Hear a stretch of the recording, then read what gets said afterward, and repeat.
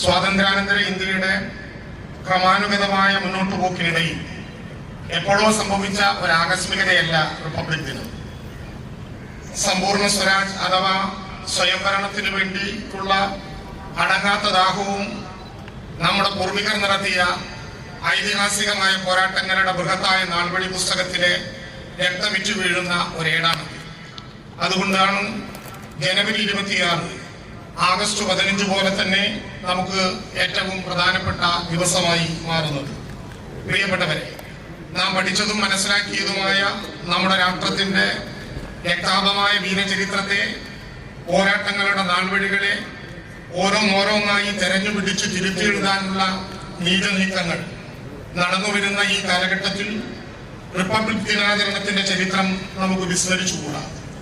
1929 December 29 ലാഹോറിൽ ചേർന്ന കോൺഗ്രസ് സമ്മേളനത്തിൽ പൂർണ്ണ സ്വരാജ് അഥവാ സമ്പൂർണ്ണ സ്വയംഭരണം ഇന്ത്യയുടെ ലക്ഷ്യമായി പ്രഖ്യാപിക്കുന്ന പ്രമേയം പാസാക്കിയത്. അതേ തുടർന്ന് ജനുവരി 26 ഇന്ത്യയൊട്ടാകെ പൂർണ്ണ സ്വരാജ് ദിനമായി ആചരിക്കണമെന്ന് തീരുമാനിച്ചതും നമുക്ക് മറക്കാനാകില്ല.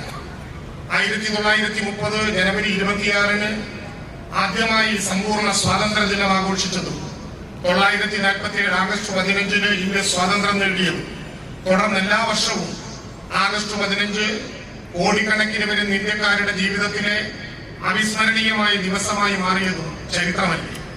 ആരെങ്കിലും തിരുത്തി എഴുതിയാൻ പുറപ്പെട്ടാൽ ഇല്ലാതാകുന്നതല്ല ബഹുസ്വര ഇന്ത്യയുടെ മഹത്തായ ചരിത്രവും അന്തസ്സാർന്ന പാരമ്പര്യവും.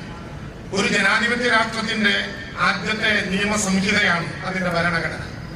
ഇന്ത്യൻ ജനാധിപത്യം ഏറ്റവും ശ്രേഷ്ഠമായ നിലയിലേക്ക് ഉയരുന്നത് ഇന്ത്യൻ ഭരണഘടനയുടെ പിൻബലത്തിലാണ്. അതുകൊണ്ടാണ് ഭരണഘടനയെ രാഷ്ട്രത്തിന്റെ നട്ടെല്ല് എന്ന് വിളിക്കുന്നത്.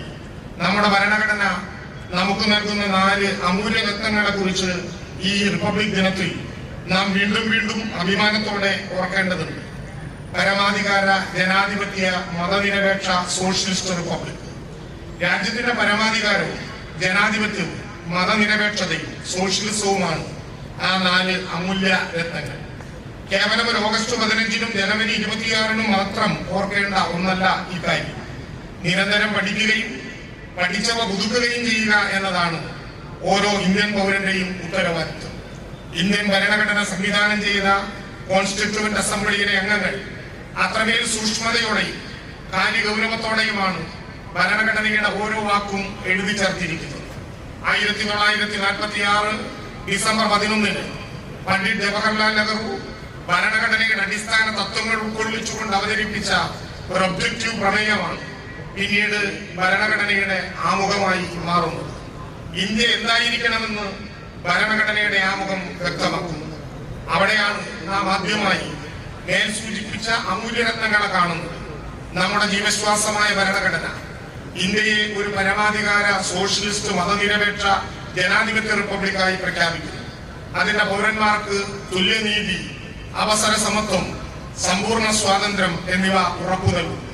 ഒപ്പം സാഹോദര്യം വളർത്താനും വൈവിധ്യങ്ങളെ അംഗീകരിക്കാനുമുള്ള ശ്രമങ്ങളും നടത്തുന്നു. അങ്ങനെയാണ് നമ്മുടെ ഇന്ത്യ അവിശ്വസനീയമാം വിധം പ്രമേയുള്ള ഒരു രാഷ്ട്രമായി മാറുന്നത്. ഇന്ത്യയിലെ ജനങ്ങളായ നാം നമുക്ക് വേണ്ടി ഒരു ഭരണഘടനയുണ്ടാക്കി നമുക്ക് തന്നെ പ്രദാനം ചെയ്യുമ്പോൾ അതൊരിക്കലും മതബുദ്ധമായ ഒരു രാഷ്ട്രബോധത്തിന്റെ അടിസ്ഥാനത്തിലേ ആയിരുന്നില്ല. രാഷ്ട്രത്തിന് മതമില്ല എന്നും ജനങ്ങൾക്ക് തങ്ങളുടെ മതവും ആചാരാനുഷ്ഠാനങ്ങളും വിശ്വാസ പ്രമാണങ്ങളും മുറുകെ പിടിച്ചുകൊണ്ട് സ്വാതന്ത്ര്യത്തോടെ ഇവിടെ ജീവിക്കാമെന്നുമാണ് മതനിരപേക്ഷ ഇന്ത്യ ഉയർത്തിപ്പിടിച്ച രാഷ്ട്രമൂല്യം. അതൊരു തരത്തിലുള്ള നിർബന്ധ ബുദ്ധിയായിരുന്നു. കാരണം മതബദ്ധമായ ഒരു രാഷ്ട്രത്തിന് യാതൊരു വിധത്തിലും വളരാനും വികസിക്കാനും കഴിയില്ല എന്നും അതിവേഗം ആ രാഷ്ട്രം ഛിന്ന ഭിന്നമായി പോകുമെന്നും കോൺസ്റ്റിറ്റ്യൂവന്റ് അസംബ്ലിയിൽ ഡോക്ടർ BR അംബേദ്കർ ഉൾപ്പെടെയുള്ള 389 അംഗങ്ങൾ മനസ്സിലാക്കിയിരുന്നു. അങ്ങനെ ഒരു ദുരന്തം സമീപ ഭാവിയിൽ മാത്രമല്ല വിദൂര ഭാവിയിൽ പോലും ഇന്ത്യക്ക് സംഭവിക്കരുത് എന്നതായിരുന്നു അവരുടെ നിർബന്ധം. അതുകൊണ്ടാണ് we the people of India എന്ന വാചകം കൊണ്ട് ഭരണഘടനയുടെ ആമുഖം ആരംഭിക്കുന്നത്. ജവഹർലാൽ നെഹ്റു അവതരിപ്പിച്ച ഭരണഘടനയുടെ ആമുഖത്തെ കുറിച്ച് ഡോക്ടർ BR അംബേദ്കർ പറഞ്ഞത് ഇങ്ങനെയാണ്: സ്വാതന്ത്ര്യം, സമത്വം, സാഹോദര്യം എന്നിവ ജീവിതത്തിന്റെ തത്വങ്ങളായി അംഗീകരിക്കുന്ന ഒരു ജീവിത രീതിയാണ്.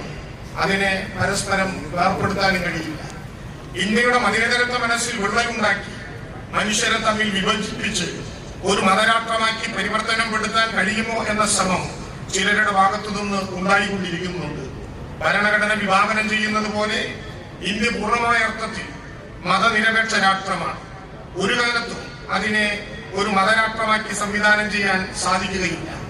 ഇന്ത്യയെ മതരാഷ്ട്രമാക്കി പരിവർത്തനപ്പെടുത്താനുള്ള നീക്കങ്ങളെ ഉയർന്ന ജനാധിപത്യ ബോധമുള്ള ആർക്കും അംഗീകരിക്കാൻ കഴിയുന്നതല്ല. പവിത്രമായ നമ്മുടെ ഭരണഘടനയെ വെല്ലുവിളിക്കാൻ ബഹുസ്വരതയിലും സഹിഷ്ണുതയിലും അടിയുറച്ച പൈതൃകങ്ങളെയും വൈവിധ്യമാർന്ന പാരമ്പര്യങ്ങളെയും അട്ടിമറിക്കാൻ ആരെയും അനുവദിച്ചുകൂടാ. ഇന്ത്യയുടെ ആത്മാവാണ് ശ്രേഷ്ഠമായ ഭരണഘടന. അത് അസ്ഥിരപ്പെട്ടാൽ ഇന്ത്യ ഇല്ലാതാകും. വർഗീയമായ വേർതിരിവുകളല്ല, മനുഷ്യനെന്ന ഉയർന്ന വർഗബോധമാണ് നമ്മളെ നയിക്കുന്നത്. വർഗീയതയ്ക്കുള്ള യഥാർത്ഥ ചികിത്സ വർഗൈക്യമാണ്. ആത്മാഭിമാനവും ജനാധിപത്യ ബോധവുമുള്ള മനുഷ്യവർഗം എന്ന നിലയിൽ രാഷ്ട്ര പുരോഗതിക്ക് വേണ്ടി അക്ഷീണം യത്നിക്കാൻ നമുക്കുള്ള അനിവാര്യമായ ചുമതലയെക്കുറിച്ച് ഈ കാലം നമ്മളെ കൂടുതൽ ബോധവാന്മാരാക്കുന്നു. സ്ഥിതി സമത്വമാണ് ഇന്ത്യ ലോകത്തിന്റെ മുമ്പിൽ ഉയർത്തിപ്പിടിക്കുന്ന മറ്റൊരു അമൂല്യരത്നം. തുല്യനീതിയും അവസര സമത്വവുമാണ് എല്ലാവരെയും ഉൾക്കൊള്ളുന്ന വികസനം എന്നതുകൊണ്ട് നാം ആത്യന്തികമായി ലക്ഷ്യമിടുന്നു. ഭരണഘടനയുടെ ആമുഖത്തിൽ എഴുതി ചേർത്ത സോഷ്യലിസ്റ്റ് എന്ന പദം കേവലം ഒരു അലങ്കാരത്തിനു വേണ്ടി എഴുതി ചേർത്തതല്ല. പണ്ഡിറ്റ് ജവഹർലാൽ നെഹ്റുവിനെ പോലുള്ള മഹാരഥന്മാർ സമയമെടുത്ത് നല്ലതുപോലെ ചിന്തിച്ചും കൂടിയാലോചിച്ചും സ്വീകരിച്ച ആശയമാണ്.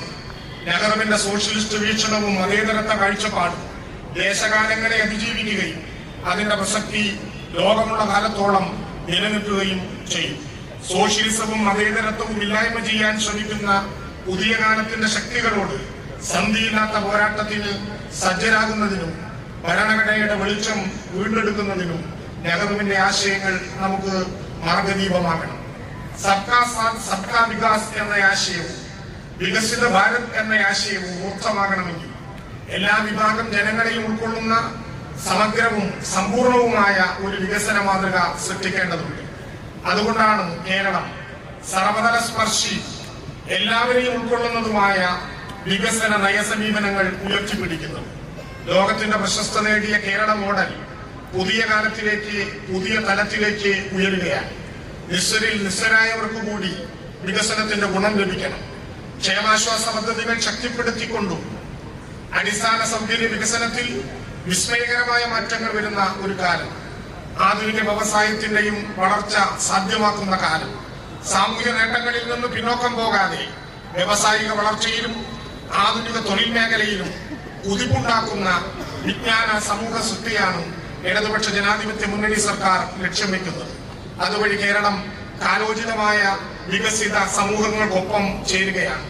സംസ്ഥാനത്തിന്റെ അധികാരം നാൾക്കുനാൾ ചുരുങ്ങിക്കൊണ്ടിരിക്കുന്ന ഈ കാലത്ത് ഫെഡറലിസം ഏറ്റവും കടുത്ത വെല്ലുവിളികളെ നേരിടുമ്പോഴും നവലിബറൽ നയങ്ങൾക്ക് ഒരു ബദലായി തന്നെ കേരളം എന്ന കൊച്ചു സംസ്ഥാനത്തെ നിലനിർത്തേണ്ടതുണ്ട്.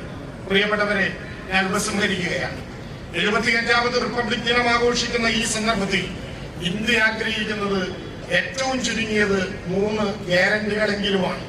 പിറന്ന മണ്ണിൽ അന്തസ്സും ആത്മാഭിമാനവുമുള്ള മനുഷ്യരായി ജീവിക്കുന്നതിനുള്ള ഗ്യാരണ്ടി, ഭരണഘടന അന്യോന്യം അഭംഗുരം സംരക്ഷിക്കപ്പെടും എന്ന ഗ്യാരണ്ടി, ഭരണഘടന ഉറപ്പു നൽകുന്ന മതനിരപേക്ഷത ഉയർത്തിപ്പിടിക്കുന്നതിനുള്ള ഗ്യാരണ്ടി. ഈ 3 ഗ്യാരണ്ടികളെങ്കിലും സംലഭ്യമാകുമ്പോഴാണ് ഇന്ത്യ എന്ന സമഗ്രത സാക്ഷാത്കരിക്കപ്പെടുകയുള്ളൂ.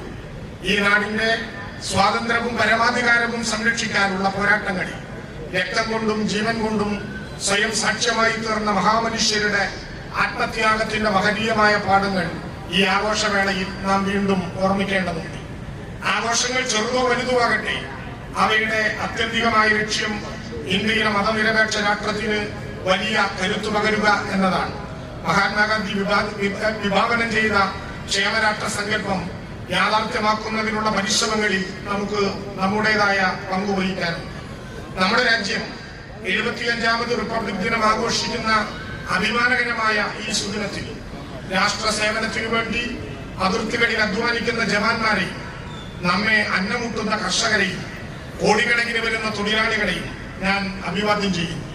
രാജ്യത്തിന്റെ പരമോന്നത പുരസ്കാരങ്ങൾ നേടിയ മഹത് പ്രതിഭകൾക്കും വിശിഷ്ട സേവനത്തിനുള്ള രാഷ്ട്രപതിയുടെ പുരസ്കാരങ്ങൾ നേടിയവർക്കും ധീരതയ്ക്കുള്ള പുരസ്കാരങ്ങൾ നേടിയ കുട്ടികൾക്കും മുതിർന്നവർക്കും എന്റെ അഭിനന്ദനങ്ങൾ. ഇന്ന് ഈ ചടങ്ങിൽ ആദരിക്കപ്പെടുന്ന വിവിധ മേഖലകളിൽ മികവ് പുലർത്തിയവരെയും ഞാൻ സർവാത്മന അഭിനന്ദിക്കട്ടെ. ജനാധിപത്യവും മതേതരത്വവും സോഷ്യലിസവും പുലരുന്ന, എല്ലാവരുടെയും ശബ്ദം കേൾക്കപ്പെടുന്ന, എല്ലാവരുടെയും ക്ഷേമം ഉറപ്പുവരുത്തുന്ന, സഹിഷ്ണുതയും ബഹുസ്വരതയും വൈവിധ്യമാർന്ന പൈതൃകങ്ങളെയും ഉൾച്ചേരുന്ന ജീവസ്സും ചൗതന്യവും നിറഞ്ഞ ഒരു ഇന്ത്യയെ കെട്ടിപ്പടുക്കുന്നതിന് നമുക്ക് അക്ഷീണം എത്തിക്കാമെന്ന ആഹ്വാനത്തോടെ എന്റെ വാക്കുകൾ ചുരുക്കുന്നു. ഏവർക്കും ഏറെ സന്തോഷത്തോടെ റിപ്പബ്ലിക് ദിന ആശംസകൾ നേരുകയും ചെയ്യും.